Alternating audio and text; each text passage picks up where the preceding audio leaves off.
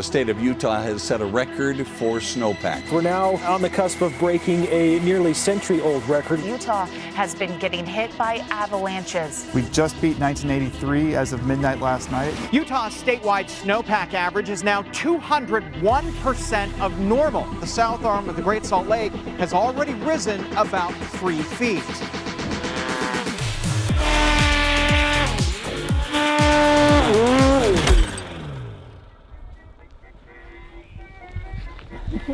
Is this when we do the intro?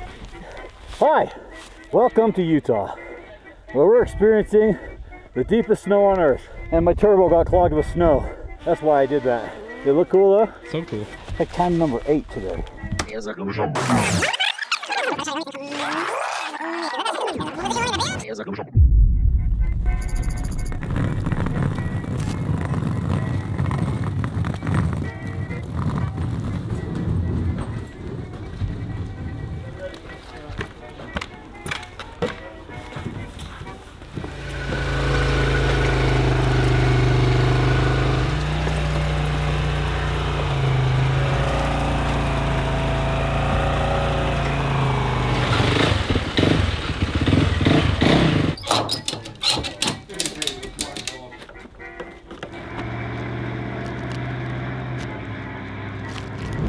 What do you think, Al? What's gonna happen today?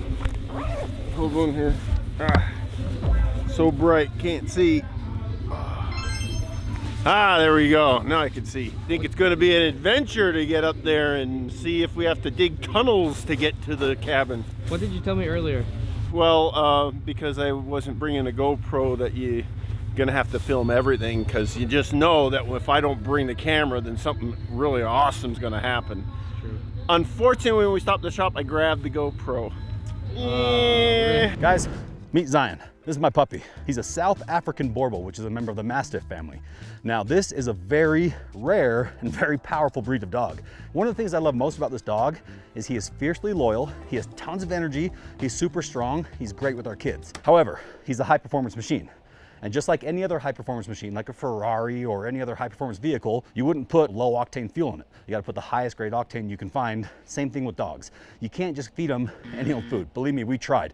We've given him kibble, we've given him all sorts of different stuff, trying to figure out what works best for him, what gives him the best energy, and more than anything, what helps his stomach not be upset. That's why I'm proud to talk about the sponsor of today's video, which is Sunday's Dog Food. They figured out how to take high grade beef and chicken, dehydrate it for 11 plus hours and create like these jerky style strips that make great dog food. And when I mean great dog food, I mean really good food. Better energy, much better overall stomach health, better hair. Everything about this dog has improved since his diet has improved. And the best part is he loves this stuff. Ready for this? Watch.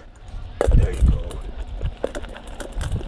One reason why Zion and I both love Sunday's dog food is because it's all natural, human grade. So it doesn't have all this synthetic ingredients and all the garbage that the kibble has. So they went through and figured out what gives dogs an upset stomach, what makes them lethargic and slow and not feel well, and basically went to like 90% high grade USDA beef, chicken. It's like really high-end stuff. And then they just dry it for like 11 plus hours and it turns into like this jerky style formula. So it's pure meat. In trying to feed this monster, the only food that we found that really works for him was like the stuff that you have to prepare for him. You have to put it in the fridge. It's like he eats meals like a regular person. And the reason why he loves it is because it's high protein, it's nutrient dense, it's made in the USA, and it's got a phenomenal shelf life because it's basically just beef jerky.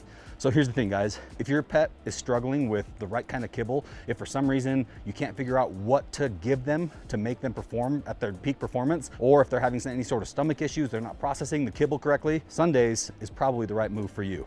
They've got beef, they've got chicken, and it's just simple. And the dogs absolutely love it. Click the link in my description below and go to Sunday's website and you're gonna get 35% off on your order. And if you sign up for their subscription service, which your dog's gonna eat every month, so you might as well, you'll save even more money. So guys, this is a no-brainer. Zion loves it. I love it because it makes cleanup way better. It just makes him a happier, more energetic dog. And overall, it's the best stuff we've found. So if you love your pups like I love this guy, get him some good food. You eat right, they deserve to eat right too, huh buddy? Who's your happy boy, huh? Go play, come on, let's go. Come on.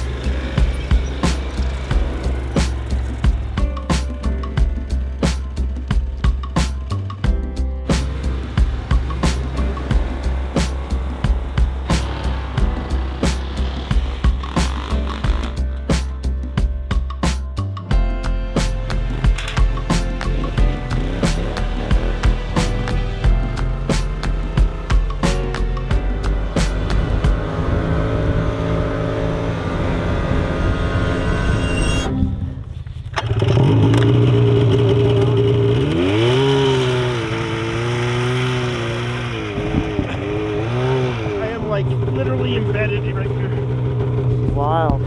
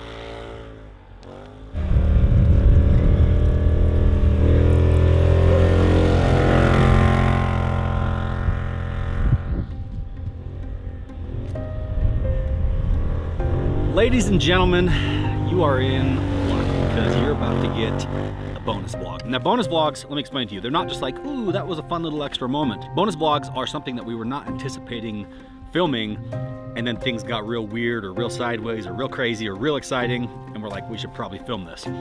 Which is why I'm halfway up the mountain right now, sitting on my snowmobile in the deepest snow ever recorded in Utah's history. A little background for you. My cabin is on the mountain above my house here. It's about 12 miles up this steep canyon. Some of you guys have seen the videos where we've come up and tried to get the propane tank and done some other stuff up here on the mountain. Well, Utah has officially broken all of its historical records for snowfall. I believe the deepest parts of Utah have got somewhere like close to 900 inches of total snowfall. Currently, we're sitting on, what do you think, 12 feet? At least. I think the actual base up here, up at the cabin, is about 200 inches, which means my cabin is completely buried.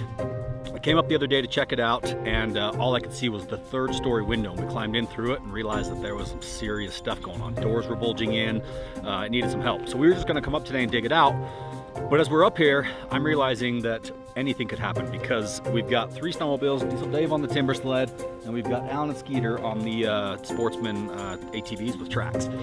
This snow is so unbelievably unpredictable and deep that it's already been a rodeo getting up here, and we still have about 3 miles of solid boondocking to go to get to the cabin. Keep in mind, since it snowed so hard and the wind is blowing so hard up there, or up here, that the roads are completely gone. In fact, right above us is where the road used to be. Like in the summer when the road that we take to the cabin, and most winters you can ride that road. Now, completely gone. So we are in the ravine, and we're gonna take you guys along. I told you that when we started this, we would just show you the ins and outs, kind of our everyday life, everything we had going on, and this is definitely something that is part of our everyday life, and it is definitely gonna be an exciting moment as we go dig through probably close to 30 feet of snow that's pushed up against my cabin and try to get access to the doors. So buckle up. Yeah, so buckle up. Yeah, we don't have any seatbelts here because we don't have seatbelts on snowmobiles. What? Which is probably a good thing. But you're gonna see some amazing scenery. You're gonna see some historical snow. This is probably once in a lifetime snow. I hope not. I hope we continue to get this, but I have never seen snow this deep in my life, and it would be pretty wild to see this again. So we're making history right now. We're showing you guys the deepest snow that has ever been recorded in Utah and the most buried cabins. So don't snowball me. Buckle up! All right, well, let's go.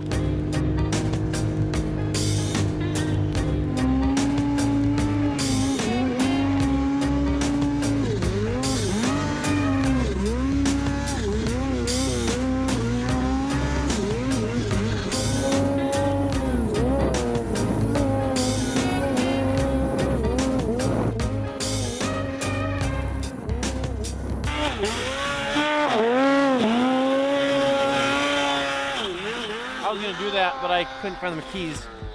He's been stuck probably 6 times today. Granted, I've been stuck probably 46 times. That's besides the point. I'd say he's a professional, and he's been having a rough day.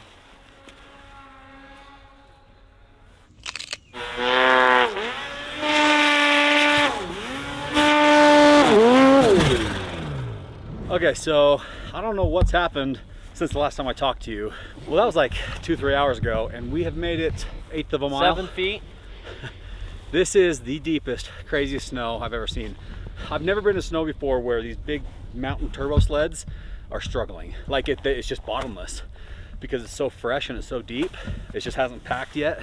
So it got warm this afternoon, now it's starting to get chilly again. So it's finally starting to firm up a little bit, but I was just flipping around right here like I normally do, leaning, and then all of a sudden it cuts through to the fresh fluffy stuff below, and the sled just wipes out from underneath you. So the four-wheelers are doing surprisingly well as long as they follow our tracks, but we have to break trail all the way to the cabin. We can't go the normal way, kind of the shortcut straight to the cabin, which is the way snowmobiles always go. I tried going up it, and I would have had to get multiple runs at it, and I've never in my life, it's like a simple hill. I've never had a struggle going up that hill. There's even a big group of riders up here earlier on turbo sleds. None of them made it past that point because it's just too deep. So tomorrow's going to be an epic day, which, speaking of, is probably going to roll into tomorrow because it's already about 6 o'clock, and by the time we get to the cabin, we're going to have to turn around and head right back down because we're going to be running out of daylight, and a couple of these snowmobiles have turbos instead of headlights. Power, baby. So way more important than visibility. Oh yeah, absolutely. Yeah, I mean, you can't pick up chicks with light. Skeeter's stuck on the four-wheeler. We're going to go down and break the trail where he's at, get him out, and then we're gonna hopefully caravan up. We're making it to the cabin. That's basically the goal for today. Break the trail, and then tomorrow morning we'll get an early start. But man, I'm not exaggerating when I tell you, never in my life have I seen anything like this snow. We should get a tally going of how many crashes or like stuck times. Saturday we came up and rode. I didn't crash once. I maybe tumbled off once. I didn't get stuck at all. Today has been a completely different story. I spent more time walking around trying to dig myself out than on it. Well guys, today, mountain 1, us 0. We couldn't make it to the cabin. The snow was deeper than I've ever seen in my entire life up there. It was literally unrideable. Normally the path that we take straight to the cabin, I couldn't even make it up unless I hit it multiple times on my turbo sled, but even then if I made it, none of the four-wheelers and stuff could make it. So, first time I've ever not been able to make it to my cabin in one day. That's very interesting. So we'll be back tomorrow. So it's going to be continued. It's probably going to be the same video. You're probably just a couple minutes from now, you're probably just going to see us back up here. Never seen anything like this. We still have a ways to go, and the snow's still getting deeper. So we'll see you in the morning. Who here has a beacon? Break it down like that. Ooh, I do. I've never, in my 15 years of riding, I haven't seen avalanche danger as high as it is today. Be smart, fellas. They have yellow, orange, red, and black. And right now the forecast is red all the way to the foothills. Yeah. And I've never seen it that heavy. So be smart, stay together, stay with somebody always. If you get separated and get stuck, we'll come find you. Try and stay in a pair, at least. We'll work our way up to towards the cabin and just probably stay there right below the cabin until you guys get up there. And yeah, let's go rip it up. Man. Let's do it. But let's say a prayer real quick, if everybody's okay with that.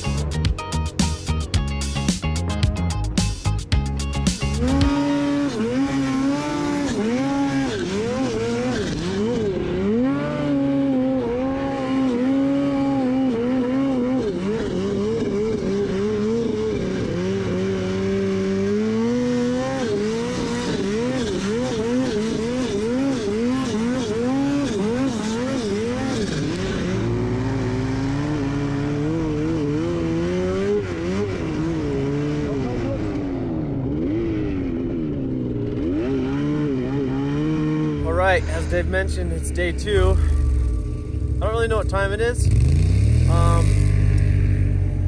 Listen, all the machines are doing awesome. However, this snow is just, it's too extreme.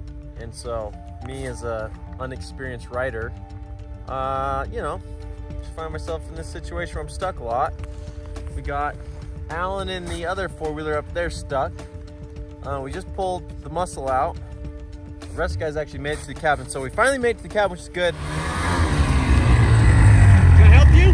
Yeah, can I get some fries and a popsicle?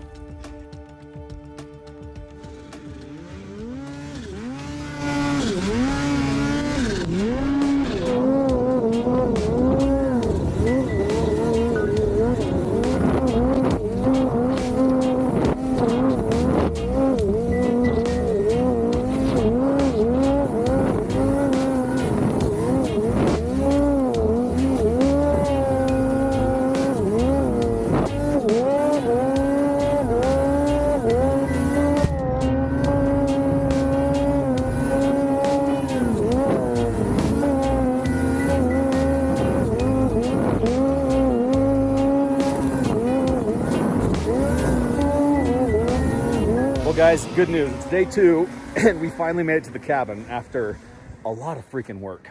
Yesterday the snow was, as you guys saw, just completely unrideable. Today it's a little better. Had the night to settle, freeze, come pack down a little bit, and it's rideable. So we've got 3 or 4 of the sleds here. I believe there's 10 or 12 of us in the group, so the rest of them are slowly making their way up. ATVs are almost here. They're actually doing really well. But as you can see, here's our dilemma. This is my cabin. That is about 40 feet off the ground, the peak of that roof, maybe 30. That's 30 feet of snow pushed up against it. Somewhere in there, underneath probably another 30 feet of snow, is the side doors, 2 doors. We're gonna try to shovel down to the rearmost one because the front one, I think, is bulged in and broken too much. So basically, you can see this is the 3rd story window, which we had to dig down into to get in. Literally, guys, right here where I'm standing, I'm in 30 feet of air. It's absolutely bananas. So you crawl through here and you can see that right over here, down 2nd floor, 3rd floor. Snow in there? Those are the 3rd story windows covered in snow. Chimney needs to be unburied. Luckily, this roof has a pretty good pitch to it, so the snow isn't really bulging too well. I guess I can't say that. It is, ooh, she's definitely heavy. You can see it's kind of bowing in. I got to get some of the snow off of here. That's our plan. That's why we're here. The rest of the gang's gonna be here in a minute, and we will start digging. This is insanity, guys.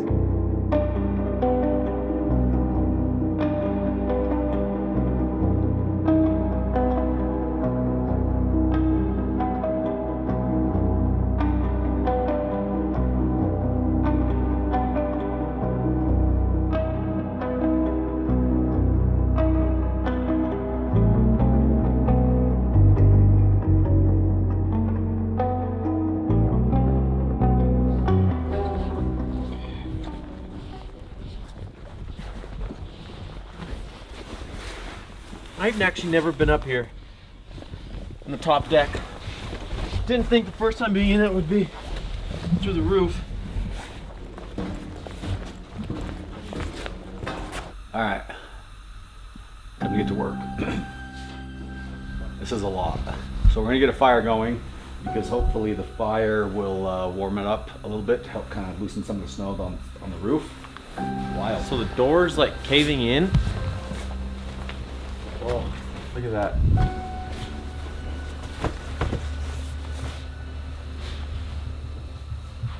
All this glass broke from that? Yeah. You have your deck right here, right? That is nuts. Is this wall? Looks new to me. Well.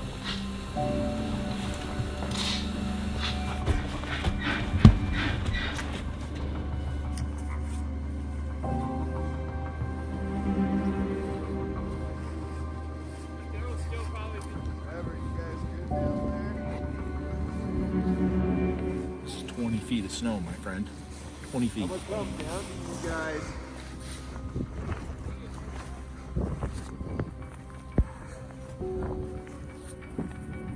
This is unbelievable. I haven't even hit the roof line yet. The crack part is I throw the snow, it's thrown right down to where we need to shovel it again. There's nowhere to send it.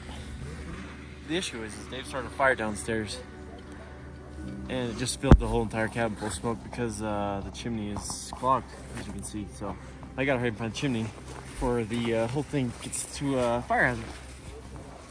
But the problem is, I don't really know where about 3 yards, 3 feet from the peak. I haven't even found the peak yet. Also, I don't know where the edge of the cabin is. So I don't know if I'm still on the cabin.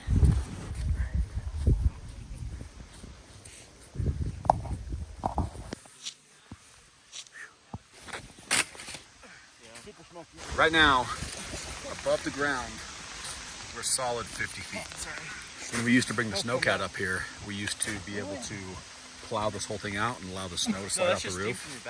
We came looking for the front door and we're pumped to find the chimney. Wow, in all your days of wizardry, have you ever seen this much snow?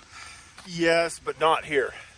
The only place I seen it was in Austria when we were skiing. How much snow is there? Actually, as much as this or more. They would have, like, on the sides of the roads, 20 feet high, and sometimes there was even tunnels for the roads. But this is insane. This is insane. It's really, in some places, about 30 feet thick or deep. And I'm just trying to get through so the sun can hit. And right here, it's very easy for me to fall because there's the way the roof sticks out, there's a gap, and that's the way I'm going to try to dig in order to get to the front door, but I want to get some of this out first.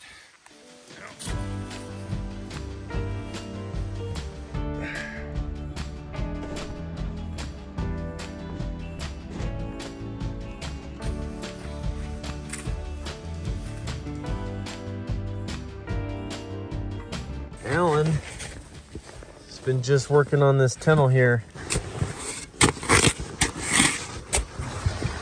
Well, Alan? Yeah? How's it working out? Well, I'm right above the door where my leg is there. I'm just trying to make it a little bit deeper here. I wonder if you punch through, you can feel the bottom of the roof line, right? Or no? Oh, I'm underneath the bottom of the roof line. See, the roof line's right there, and that's the end. My foot's underneath it. I bet if you kick that open, you might be able to hit Diesel's area, and then we can shove snow out that way. Well, when you do that, snow's gonna come down into it. I got to dig down here a little bit to get into that easier. That's why I just need to fill up that bucket and keep moving it. Alan is digging his tunnel right here. And we have Skeeter, Diesel working on another entrance over here. Love what you've done with the place. Thanks. I think about putting some decorative lighting here, maybe a sculpture here, gargoyles. So far, so good. We've been digging for what, 6-7 days now. In my hatch way up there, we're making some good progress. Real good progress. It's really skinny though. It's like one shovel width wide. So you basically dig as deep as you can and then start over by knocking the walls down and make it a little bit wider for us chubby guys. We need an XL hallway. Yeah. But luckily, we've hit the roof line where Alan's digging in, which means Alan is probably directly below me or right behind me, one of the two. And as soon as we get around that roof line, we should be able to dig right to the door pretty quick. And by pretty quick, I mean by supper time. Got my sleeves rolled up, steam's rolling off my head, getting my bald spots tan lined, you know. No one will be able to tell once I'm nice and tan up there. Some would say it's the American dream. This is definitely the American dream, 100%. Frick yeah. Want some soups? Hold on. What's the expiration date on them? I just brought these up actually recently. I did, look. These are good until 2023, April. That's like this month. It is this month, yeah. We're good. What about the Muddy Buddies? Muddy Buddies have been here since 2017, but I don't think they have. Those don't go bad. Sugar doesn't go bad. Because I can't imagine.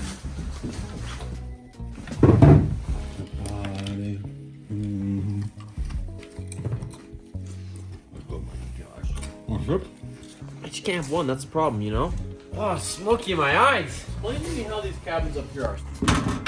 This is a rustic family getaway heritage cabin that's on federal government land. So you can't come up here and just buy one? No, they never come for sale. You gotta know somebody. It's not a luxury cabin by any means. It's a snowmobile in and dig down to the doors cabin. Did the soup guy just make an announcement? Yeah, I got clam chowder, I got tomato, a chicken noodle, and I got chili. Oh. We didn't pack a ton of water, so we're making water by melting snow for the cup of noodles. Wow! That was the glass tray that I was cooking the soup in. Apparently it did not like the temperature. It was incredible. Also very confusing. Is that glass? You guys are pretty close. I can see the windows and everything. I could just go right down to the windows, but I need to empty that bucket. Can you empty that bucket for me? Yeah, hand it to me. I'm right there at the top of the door.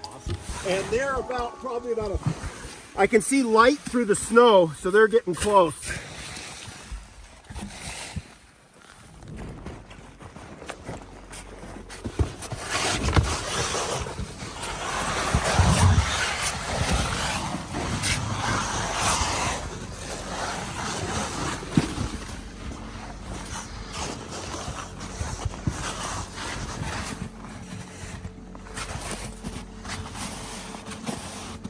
Well, my friends, mission kind of accomplished. I mean, really, it's accomplished because we're in this door, we're in that door, we got the chimney cleared, and our big ambitions and hopes and dreams of getting like a trench cleared, not gonna happen. But the good news is we have full access through the doors now. I'm gonna have to talk to the Forest Service and see if they're gonna allow any sort of equipment up here to be able to move the snow, because there's so much snow, it's actually bowing the roof of the cabin, which I've never seen happen. And if my roof is bowing, that means a lot of the other cabins are struggling as well, because I've got a fairly steep roof.